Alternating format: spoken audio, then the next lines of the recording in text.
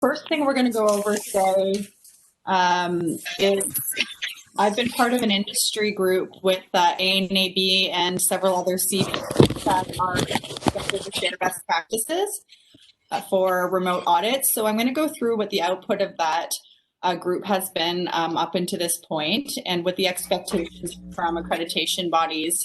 There's a lot of oversight going on with ID3 and CBs doing primarily remote audits.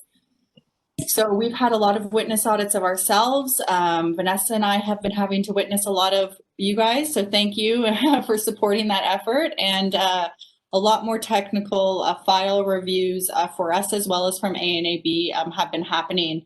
So I know that you guys have been probably getting feedback from us. So again, thank you for supporting this. It's been a big change to get to so many remote audits, but we wanted to just get together again for about an hour tonight to go over all of the feedback we've had from all of those things and provide you guys the information so that we can keep improving. And any questions that anybody has regarding remote audits in general, please just speak up as we go.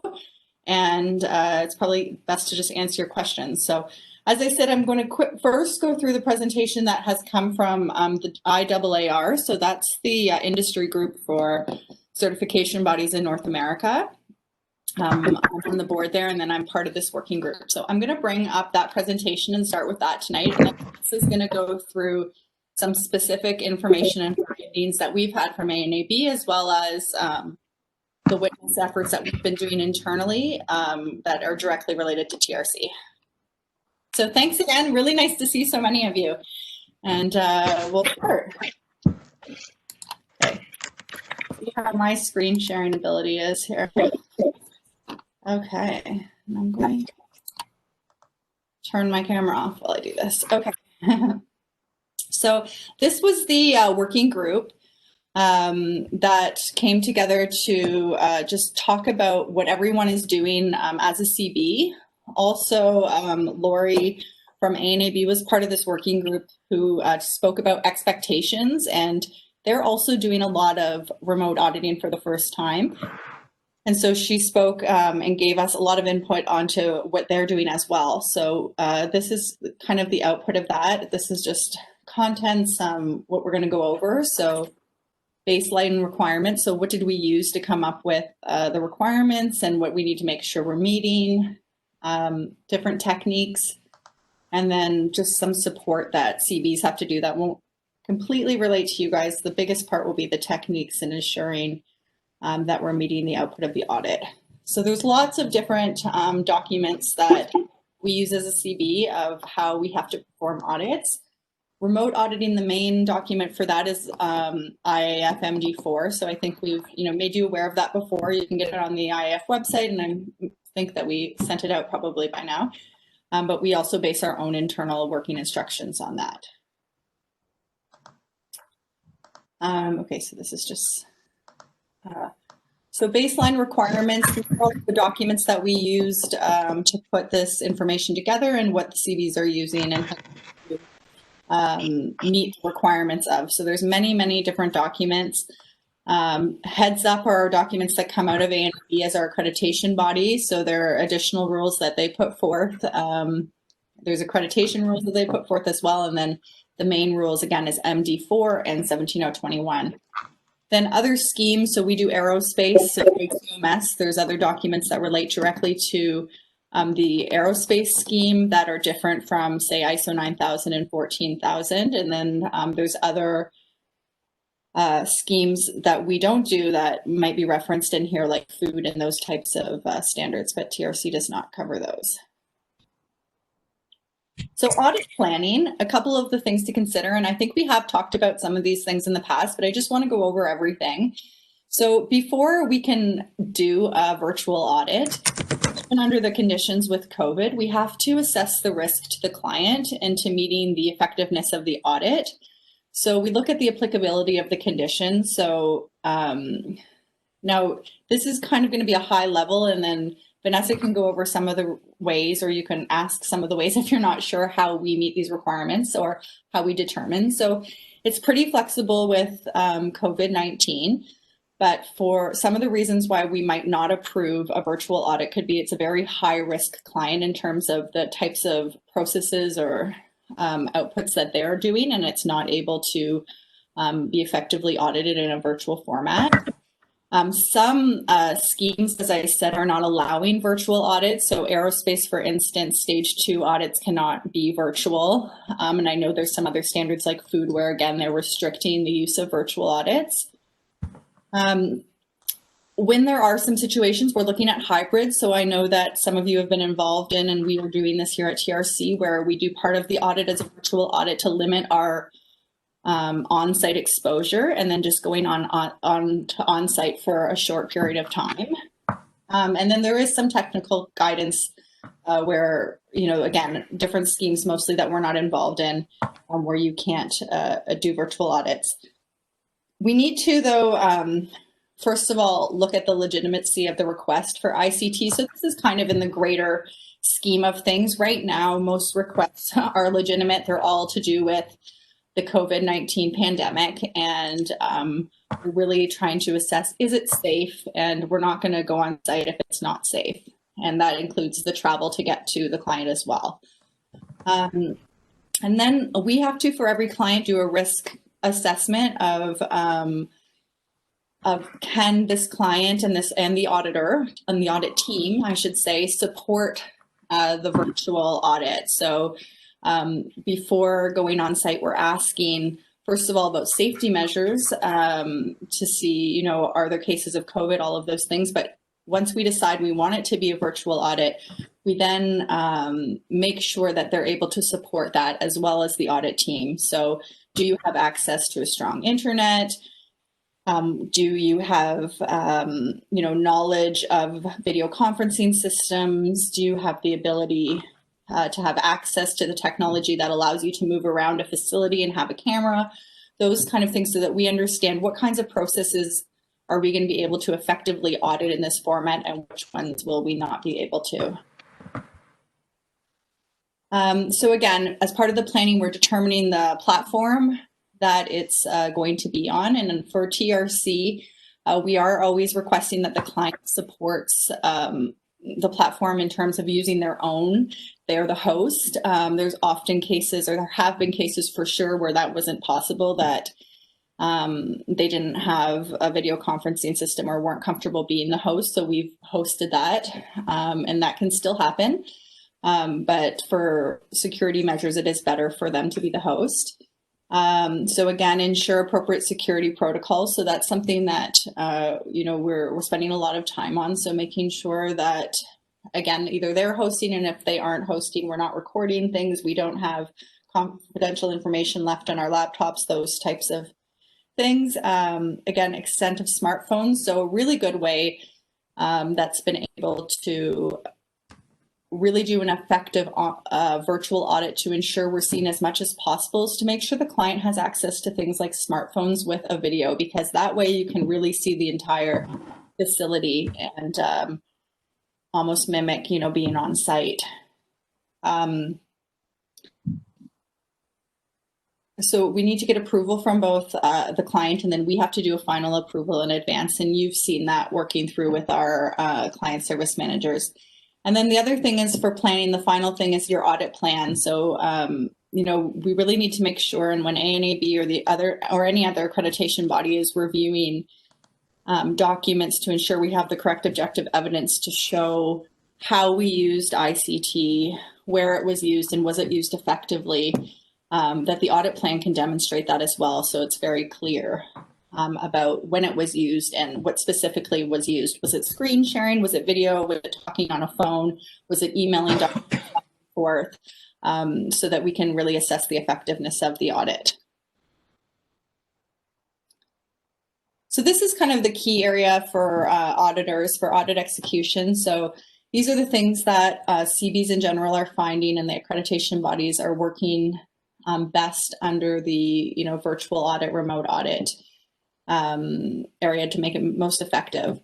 So to prepare mitigation, so make sure when you are doing a virtual audit that you've given the client some kind of backup way to contact you, because we all know, I've seen this, it happened during my audits, where the technology fails and you're no longer in contact, and it's one of those "are you there, are you there" kind of situations. So if they have your cell phone number, at a minimum, you can call each other. Make sure you have a client number to call them. So if technology does go down, you guys can put a backup plan in place. Again, I know we've talked about this in the past, but really make sure appropriate breaks are worked into your audit plan and that you're taking those. Sometimes it's good if you've just asked for a lot of evidence to take that break, allow them to collect the evidence, kind of stretch our feet, and then come back together. We need to ensure that appropriate samples are taken. So I know that virtual audits can be difficult. They have been difficult, but and clients are preparing documents ahead of time to try to support the speed of the audit. We're planning and saying these are the types of documents we're going to be looking at so that they can prepare themselves and we're not wasting a lot of time during the audit. But we do need to make sure that, if the client's only prepared, very limited samples, that we are asking for more, that we're still sampling, appropriately. And we're also not allowing the client to completely drive what samples are being taken. So we are still in control of the audit. A lot of feedback was saying that people that are doing a lot of virtual audits, it's helping to have two screens, to use headphones to make sure that they're hearing properly, and of course, making sure that you're in a quiet location to conduct the audit. But multiple screens apparently is a big thing. A lot of people were talking about it, and that can be very helpful. I use one big screen, but obviously up to all the auditors. So consider reviewing flowcharts. So again, for sure, production areas have been the most difficult areas to audit effectively in a virtual audit kind of capacity. So some of the things that can help is to review the flowcharts up front, review the work instructions up front prior to taking a camera out onto the production area where that's possible. That is the expectation to effectively audit production, is to have for sure video. Obviously screen sharing, so you can be looking at documents. If that's not capable, it makes production very hard to audit.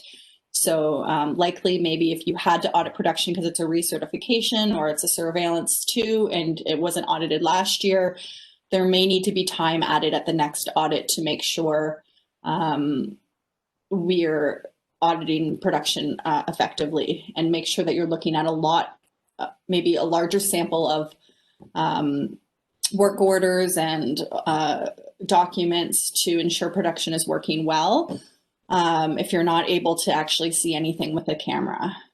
So again, targeted operator line interviews. So a lot of times too, you can get a camera to allow you to see everything, and then maybe do interviews in a quieter space if possible. I know that in some of the ones I've witnessed and participated in, it's loud. It's hard over virtual audits to audit, operators on a line. So again, see as much as you can, and then even maybe, have a time to speak with the, operations manager to ask some questions in a quieter environment. A really important one is, to have a guide when you're doing these things. So the guide can be the person that is holding, in most cases I see what they're using is a smartphone. Sometimes it's an iPad. Every once in a while it's a whole laptop, so that they're moving around so that you can guide them and see what you need to see. It's obviously easiest if you just have a guide that's there to support the camera function, and then you can interview other people around them so that it doesn't get dangerous, as well as, it's just easier for everyone involved to have someone that's just, that's their only job, is to make sure the camera is working properly. Okay, I think that covers that. Yeah, so again, if you can't effectively audit a process that needed to occur during that audit, so if it's a recertification, obviously all processes have to be audited. If it's a surveillance one, it's easier because we can move, audit things at the next audit. But if it's an S2 where things had to be audited, then we do need to document effectively in our report and on our Form 75 what couldn't be audited to the normal extent, and if time needs to be added. And then downtime doesn't get counted as audit time. So again, if you're taking breaks and things, but that's usual. Okay, so challenges, these are the challenges that people have been saying that they have most is line of sight. So specifically in production areas, again, not being able to see appropriately because you're not the person moving the camera, the client really taking control of the audit and only allowing you to see some things. So again, that can be helped when you have a guide specific for the camera and just be direct about, what you want to see. Sampling depth. So a lot of the tech reviews that's coming back is, this isn't for us only, this is, industry wide, is that there's not enough sampling being taken, not enough files, and it does take longer. There is downtime with the virtual auditing. We're waiting for people to fumble around with their computers or find things or scan things, all of that. So that's understood, but we do need to make sure again that we're trying to we're getting the regular depth of sampling. Virtual auditing fatigue. So, just sitting at a computer all day is very tiring. So those breaks are helping with that. So again, the thing that, accreditation bodies are seeing a little bit too much is that the client is driving the audit process and not the auditor. And of course, this is new for all of us. So we're doing our best and trying to get through it. And so these are, some of the things I said, we can hopefully try to still make sure you're in control of the audit. So the degree to which the management system document is reviewed in advance of the audit. So the risk of a desk audit. So this is, a virtual audit. The expectation is there's screen sharing, there's camera, it's live, it's happening. So it's not just emailing documents back and forth and reviewing them. That's a desk audit. That is not the expectation of a virtual audit. And the accreditation bodies, when they're doing witnesses, are seeing that happening. So, just if that's kind of what your idea was of a virtual audit and you're not sure how to go to that next step, but want to do the virtual audits, please reach out to us. And that's why we're holding, meetings like this. So again, all of the regular things, so IT, so technology can be an issue. I don't think I've witnessed one audit where there wasn't, at least a small technical error or minute where we're not all connected or not seeing each other or back and forth like that. So that's going to happen. And then familiarity with the client. Okay. These aren't all from me, so I'm not sure. And then addressing security risk concerns and utilizing. So security risks, but I think that if we're using a program that has a password, and then of course it eliminates a lot of the risk when the client is hosting it because, they're the only ones that can record information and those things, and we're not having that on our own systems. So one of the big things for the accreditation bodies is what are we going to do with ICT moving into the future and trusting the integrity of remote auditing? They went from really having the mindset, I think, of, remote auditing shouldn't be used that often to now, after 6 months of, the majority of audits being ICT audits,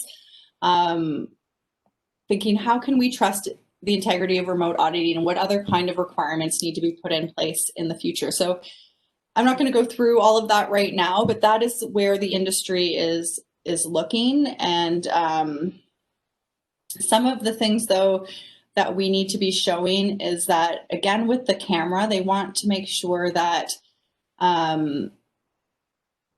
that you're verifying who you're speaking to, that we as a CB, they're asking, again, for a lot more witness audits for us to do. So that's why a lot of you have seen me or Vanessa on audits this year.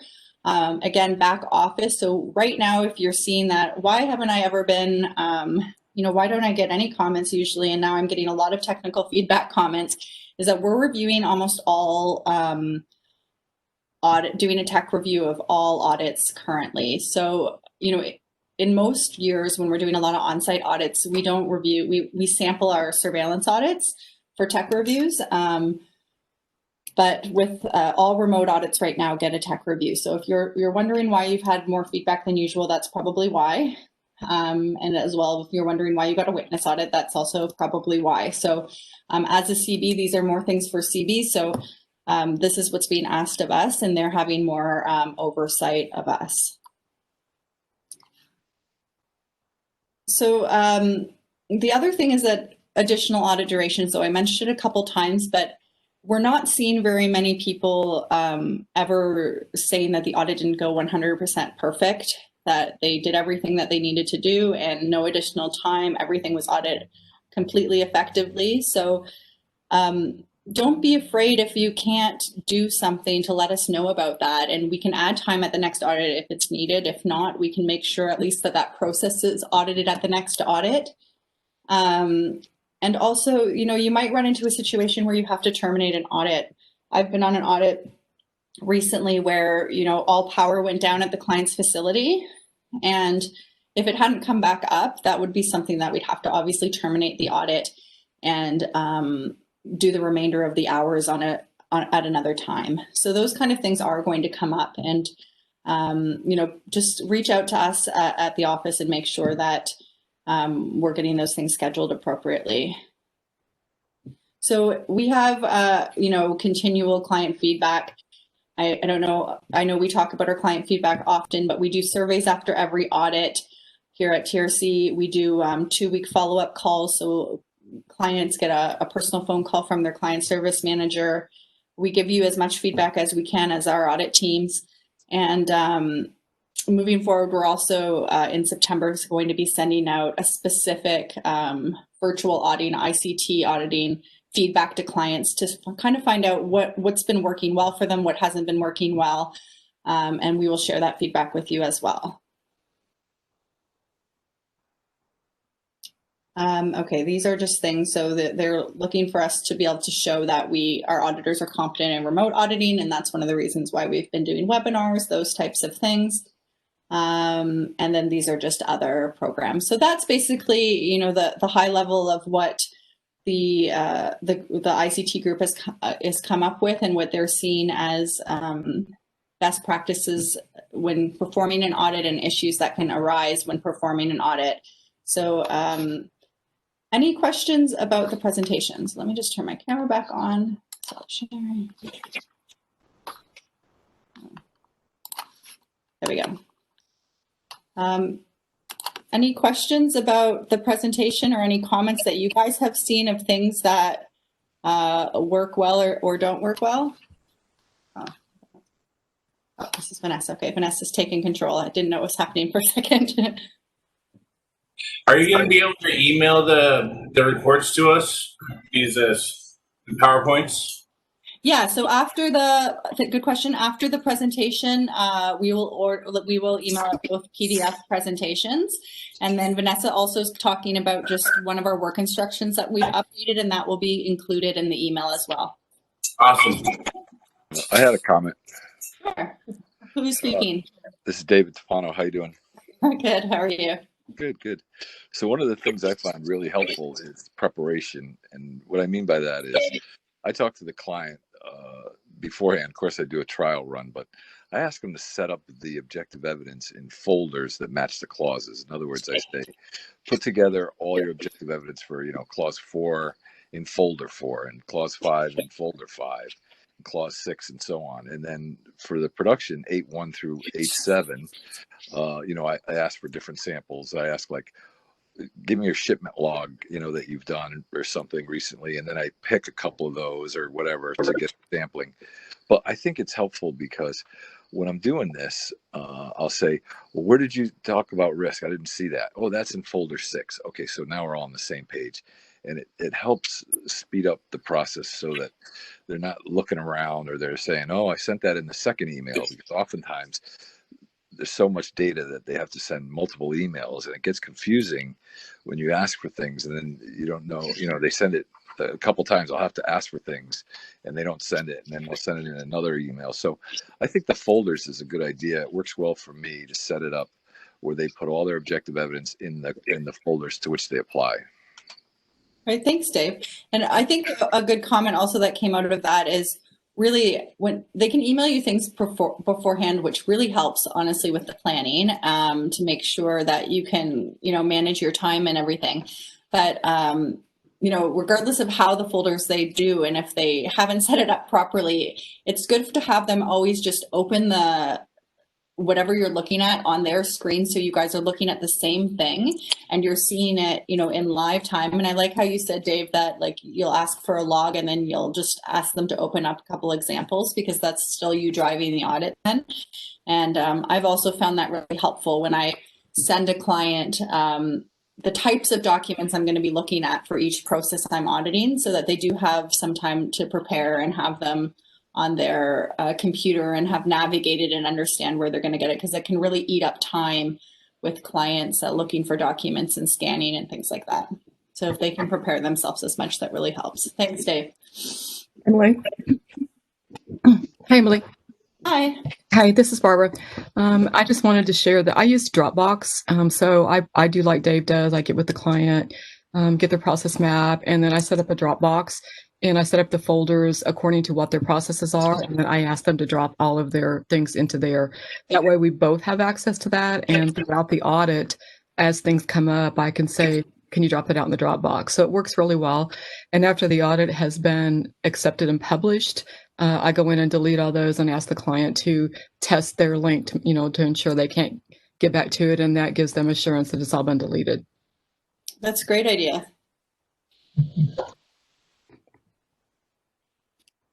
Any other comments of things that have really worked well for you guys or didn't work well? I have sent out a separate audit plan from the one I sent to you. Well, it's exactly the same audit plan, except that I put in there exactly what I'll be asking for. And again, telling them, put this in a folder by clause 4, 5, 6, 7, whatever it is that we're going to be auditing. And so that at least they know this is what I'm going to be looking for at this time. And I found that has been very helpful to advance the audit. All right, great. You can send us that copy though. You don't have to make two. That's good though. I just add those few things. But you're welcome to see it too. No problem. All right. If there's nobody else comments, please do speak up, though. We'll have time for questions and comments again after Vanessa. That Vanessa will go through now some specific things to TRC, how we're meeting some of those requirements that were talked about in the first one, especially the upfront piece about assessing risk of being able to effectively perform the audit over ICT. So I'll leave it to Vanessa.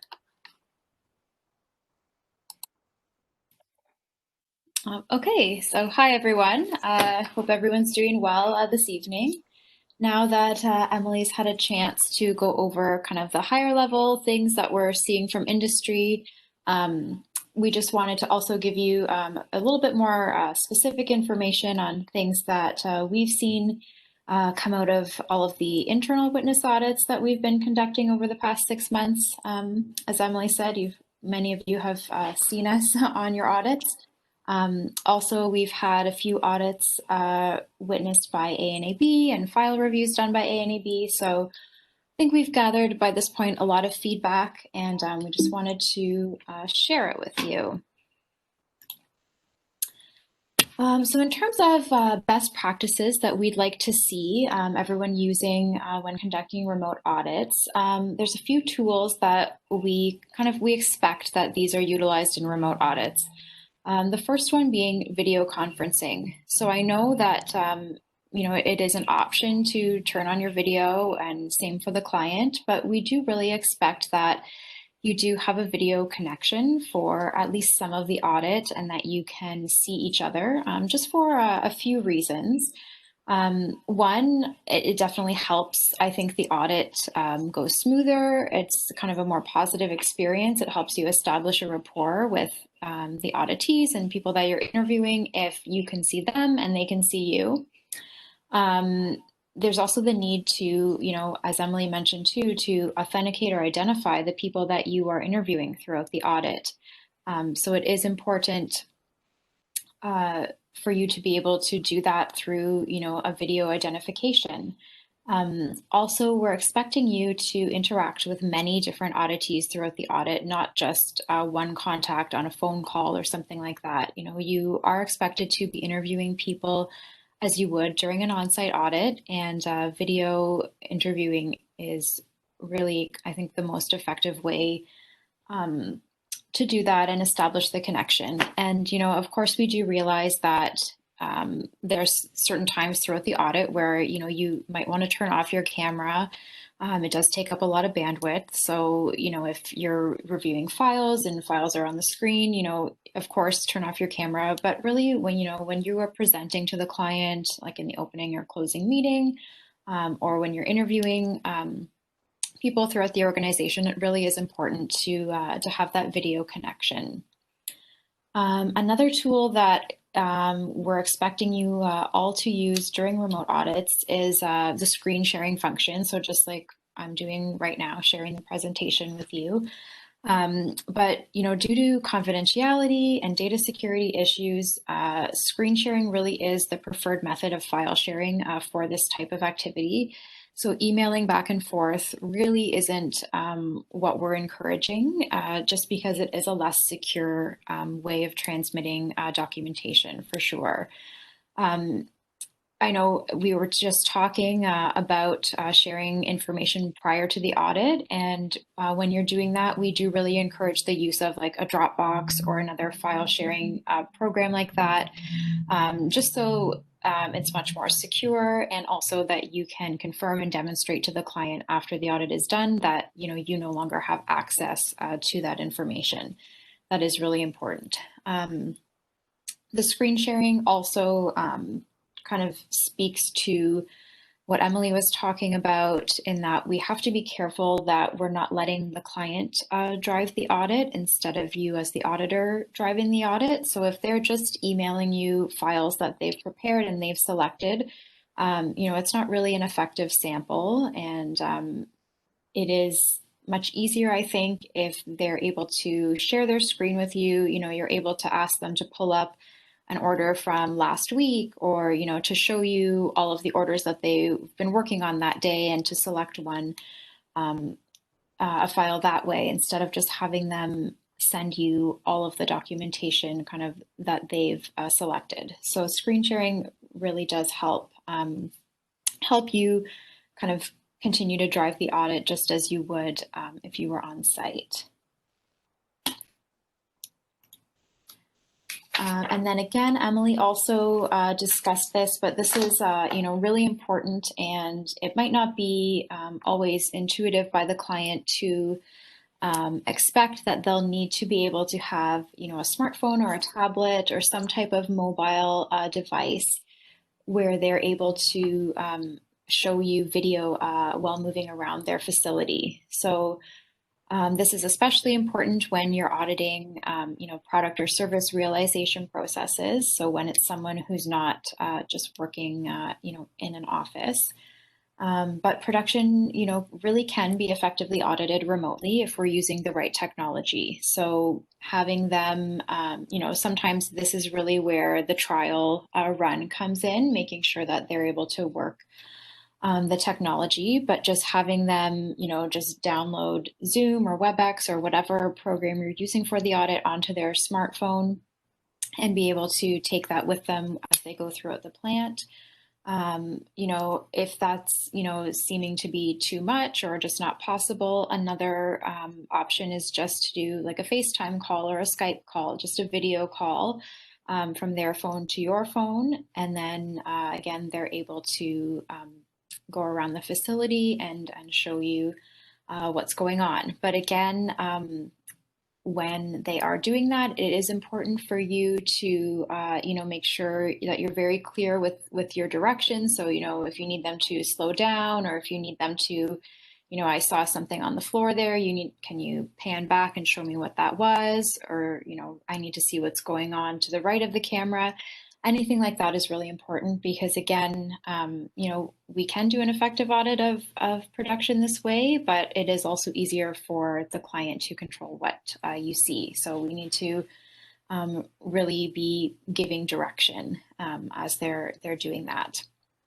Another area where this is really important is when you're conducting your facility tour. So facility tour is required for stage 1 audits, or, you know, really in any audit where you're unfamiliar with their facility or they've made changes to their facility since the last time you were there. Anything like that, we do expect you to still conduct the facility tour as you would if you were on site. So this is where kind of the video streaming would come in.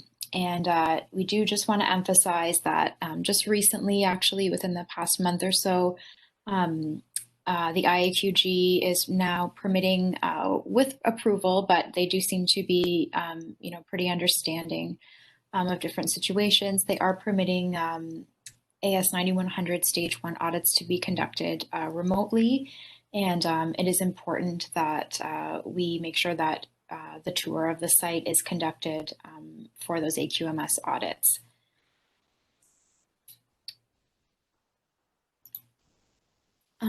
Okay, so those are kind of the main areas where, you know, we're expecting that you and the client both have the functionality and the competence to be able to use those functions of the different video conferencing programs. And we are trying to make this, you know, an easier process for both you and the clients. So we have just recently implemented a new client survey / kind of risk assessment tool that we're using for all remote audits. So the clients are sent the survey at the time of a request for a remote audit. So either they've requested their audit to be conducted remotely this year, or you have requested to have the audit done remotely this year. So at that time, the client service manager will send the survey out to the client, and we do ask them to confirm quite a bit of information. So we ask them to confirm some confidentiality, security, and data protection information, the quality of their internet connection, their preferred conferencing platform. So that's going to be clearly marked on the survey, and you will receive the results of the survey for every approved remote audit. But just a quick note there that right now we are always recording that information on Form 75, the form that we use for ICT audits. So if you're ever wondering, you know, what the client has decided, you know, if they're using Zoom or Skype, that should be recorded there on Form 75 for you. And if I know there are some situations where the client isn't able to host an audit for whatever reason, and they've asked, you know, either you to use one of your programs that you have a login to, or to use one of TRC's accounts. That will also be marked there on Form 75. And if you do want to use one of TRC's accounts, you know, you just need to reach out to your client service manager, and she'll make sure you have the necessary information. So just continuing on with the survey, we are asking the clients to confirm their video conferencing capabilities, screen sharing, use of smartphone for video streaming. We're asking them to make sure that you'll be able to access all auditees during the audit, even if some of them are working remotely or, you know, are not in the office. And also we're just asking them to confirm they are having regular business operations at the time of the audit, because, you know, if they have restrictions or contingencies in place, you know, we might not be able to do an effective audit. So our goal with this is to really help clients understand the expectations and requirements for a remote audit up front. And I think it would help eliminate some of the issues that we're seeing where it ends up that clients don't really have the best infrastructure in place, even though they've requested a remote audit. So we'll get the information back from the client. It will be approved by the office, and you know, in situations where they have demonstrated the required competence, and you as the auditor have as well, and then you'll receive a copy of the completed survey with your audit documentation for that audit. We've just implemented the process, so you probably won't see completed surveys coming through until probably October. But we have started. There's just a little bit of a lag between the audits that are taking place this month, and if we can get the information back in time to get to you. So that's something that you'll be seeing And, you know, if once you see it, you have any feedback or comments, just let us know. And now we just wanted to go into, I have a couple slides on kind of best practices for remote auditing reporting. Now that we have done, you know, a number of remote audits and we've had A&AB review them as well, we do have a little bit of feedback on just kind of the basic requirements that we need to see in the documentation for all remote audits. So number one, just to confirm, because there has been some questions, the sign-in sheet is required for a remote audit. You know, you still need to record the opening and closing meeting attendees and also everyone you interviewed during the audit. So, you know, because you're not there on site, you can either type this information into the form as you go through the audit, or you can send it to the client, have them fill it out, and then send it back to you. Either is acceptable. But we do still need a record of that information, you know, of who attended the audit and who was interviewed during the audit.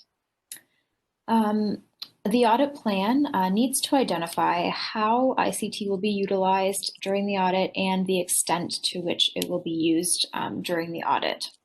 So on your audit plan, you need to be identifying the technology that will be used and you know, which sections of the plan will be audited using ICT. Sometimes we're doing kind of partial remote audits, partial on site. So the plan needs to be very clear about what's going to be audited on site, what's going to be audited remotely, and if it's remote, you know, what program will be used.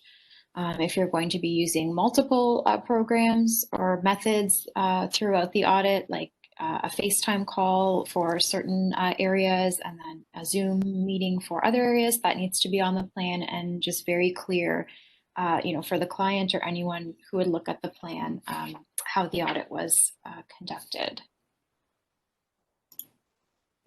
And then moving on to the report, there are two main requirements that we need to show in the report regarding ICT. So the first one is that the report needs to indicate the extent to which ICT has been used in carrying out the audit. So the report needs to state how we used the remote technology during the audit. So I have just a couple examples here. There's a couple ways that this can be done in our current report.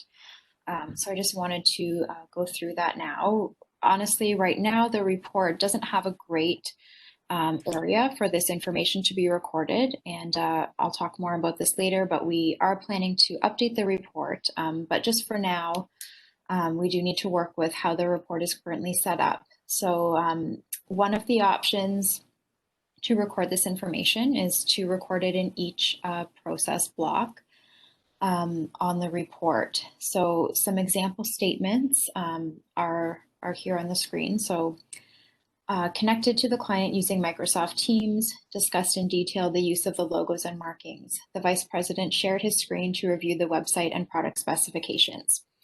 So this is the section of the report where the auditor was reviewing, you know, use of the logos, marking certificate. So it's very clear, you know, what ICT was used and even what functionality within the ICT was used. So the president shared his screen. He brought up the website. He brought up their product specification sheets and, you know, demonstrated to the auditor where they're using the logo and the certificate. Another example statement, this would be, you know, for a production process connected through Microsoft Teams through the app that was downloaded to an iPad and iPhone. The vice president went into production and started the tour of the plant in the receiving area. So again, very clear what ICT was used and also how he was using it and what he was showing to the auditor. For, you know, maybe more shorter or, you know, a simpler, smaller, less complex client, you might want to just have one statement in the report that goes over how ICT was used. If you're going to do it this way, I would suggest using that key issues box on the audit report. And an example of a statement that would meet these requirements is here. So an effective remote assessment of the organization was performed with a combination of WebEx and FaceTime used for interviews and activity assessment, with Dropbox file transfer used for accessing the associated documented information. ICT was effectively used to fulfill all stated audit objectives. So this statement kind of brings us into the other requirement that we need to see in all audit reports that are conducted using ICT, and that's we need an effectiveness statement. So that previous statement was kind of a combination of the two requirements, but we really do need an effectiveness statement. Again, this is coming from MD4, the IAF document that Emily was mentioning before. That's where these requirements are coming from. So all certification bodies need to be demonstrating this information in their reports. So we need to see a statement of effectiveness regarding the use of ICT and how the audit objectives were achieved. So just a couple samples here. Again, I would suggest putting this in the key issues block in the audit report. For AS audits, we would expect to see this in the audit summary block of the audit report form. Okay, so the use of Microsoft Teams was very effective in allowing fulfillment of the audit objectives. Apart from some brief connectivity issues when video streaming from the production floor, there were no issues with the use of ICT during the audit. Another example statement, the following methods were used during the remote assessment: GoToMeetings and FaceTime for floor interviews. The use of ICT was effectively used to achieve the audit objectives of this remote assessment. So we really need to see those that type of information and really those specific statements in the audit reports in order to be able to accept them. So you might have received rejections from technical on that, and that's kind of where that information is coming from. The requirements are outlined in our work instruction for remote auditing that's been sent out. But we are seeing that sometimes they're being overlooked in getting that information into the report. And that kind of brings us to just some troubleshooting information. So if you are having difficulty fulfilling the audit objectives during a remote audit, so if everything is not going perfectly and there's, poor connection, or the client is really struggling with being able to show you information remotely using ICT, what you would need to do then is you need to contact your TRC client service manager as soon as possible and let them know that you're having difficulty during the audit. And they'll bring the issue to management, who will review the situation and will work with you to find a solution. So, there's many different solutions that we can use. One might be as simple as adding time to the next audit. So if it was only on the production floor that you really had trouble connecting and you really couldn't conduct an effective audit, we'll add time to the next year's audit so that you can, conduct an in-depth audit of that process, hopefully on site.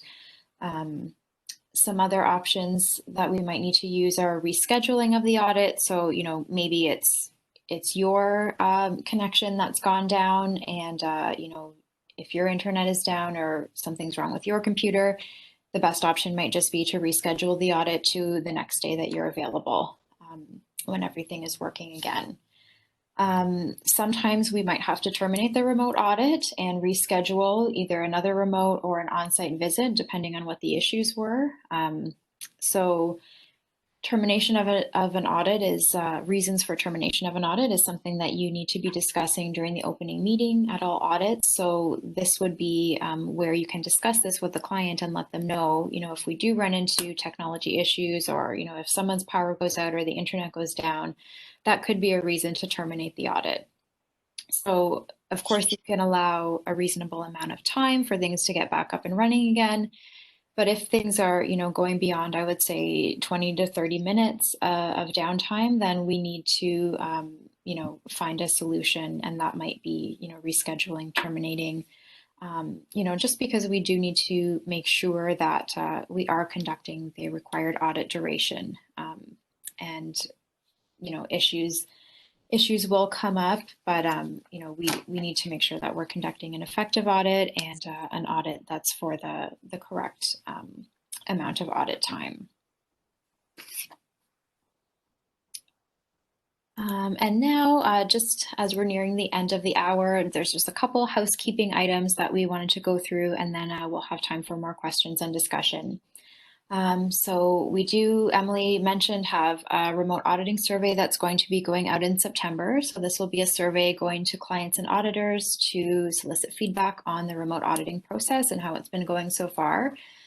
So please, once you see that come through, please fill out the survey with any feedback you have. It can be completed anonymously if you'd like, but please give us your feedback, give us your tips, what you've seen that has worked, that hasn't worked, and all feedback will be considered and used to identify improvements to our process. Really, we did have the remote auditing process in place since the very end of last year, but we did not expect to use it this much. We went from doing a couple remote audits in 2019 to having some months this year where we were doing all remote audits. So we really have been doing our best, but it has been a lot to learn, I think, for all of us. And of course, there's things that we can improve on and ways to make the process easier. So we really would appreciate your feedback on any of that. The next housekeeping item is we have just completed a complete rewrite of our work instruction for auditing management systems. So this has been under revision for a long time, and we are really pleased to be able to release this. It will be released tomorrow. And the new work instruction and some associated attachments will be distributed to all of you following this meeting. So it will be sent out with the presentation slides and the link to the meeting recording. This was a big undertaking for us. Our previous work instruction hadn't been updated for quite some time and was quite outdated and just not very user-friendly. So this is the work instruction that affects you as auditors and lays out our process for how we want you to conduct audits. It is important, though, to note that none of the information is new. Nothing actually changed in our process. We just now have it documented in a user-friendly way for all of you. So the information is not new. We're not changing anything, but we have a nice new work instruction. So this will be going out to you shortly, and we would appreciate if you can review, and if you have any questions or concerns, you can reach out directly to me. We will be conducting an in-depth training on everything probably closer to the end of the year, so November or December. We'll be conducting that and going over the new work instruction in detail. I did have one quick item, though, that I wanted to mention, before that training, and that's surrounding the work order. So while I have you all on the line, I just thought we would mention this. So we are having kind of a large issue where work orders are not being returned, within 2 weeks of the CSM sending out the work order to you. So this is your opportunity to let us know if anything needs to be changed regarding any of the audit details. So any of the audit duration, maybe you remember that last year you didn't have enough time, so you want to add more time, or you really needed travel time for this client, or that some of the travel information is different than our typical terms, and you need to inform us of that. So anything like that, once you receive that work order, that's your opportunity to inform us of anything that needs to be changed, really. And we do give you 14 days to do that. We ask that you sign back the work order within 14 days. But right now we have a very low return rate of the work orders. So once that 14 days passes, we're not able to make changes. We're not able to change, travel terms for the client or anything like that. So it is really important to get that information back.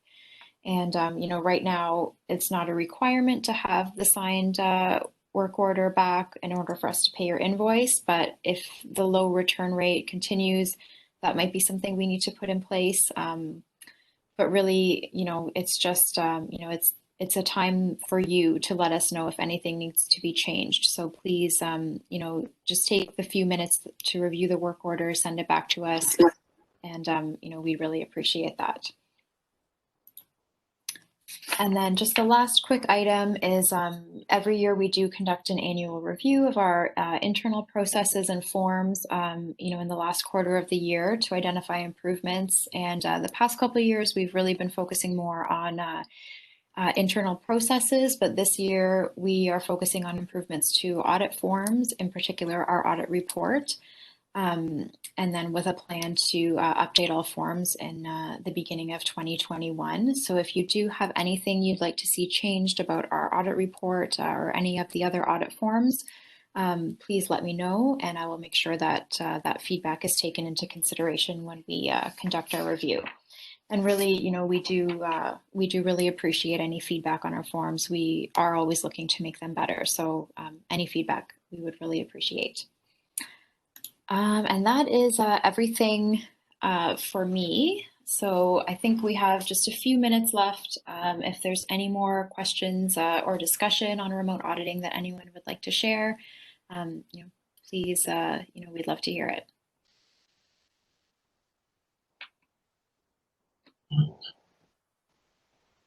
I have one question, and that is, do you think that remote audits will be permitted or will continue moving forward, even when the risk of COVID is over? I can take this one. I do think that they will be used more than they have in the past. I don't think there'll be a substitute, where clients are allowed every year to just have a remote audit without some kind of reasoning. But I do think that as an industry that was very tentative around the use of remote audit and had quite strict conditions on when they could be used, that minds are opening to the effectiveness that can be in place with the correct technologies. There's lots of technologies out there, and even some of the simplest ones work very, very well. So I do know that as an industry, and on one of the groups that I'm sitting in, one of our tasks are to identify where there's the strengths and weaknesses and how they can be used in the future to support auditing in general. And I'm sure we will see more and more remote auditing, but definitely you're not going to see an industry where we no longer go on site. Mm-hmm. I was thinking specifically of some feedback where clients have mentioned the reduction in costs, travel costs, hotel costs, etc. Yeah, I mean, of course, where, I can see where there's facilities that are low risked and can be audited very well. So I know, like, for example, accreditation audits for office audits by our accreditation bodies, they're all being done remotely. And my feeling is that they're going to do that often now because it's an office environment and it's very easily and effectively audited that way. I think that large production companies that, don't have access to technology and those kind of things will never be audited ICT. But I do think there's going to be more openness to, sales office, admin offices that are parts of larger organizations where you're not having to visit every physical site every year. And there's more opportunity to do remote auditing for sure. Great, thanks. That's my hope anyway.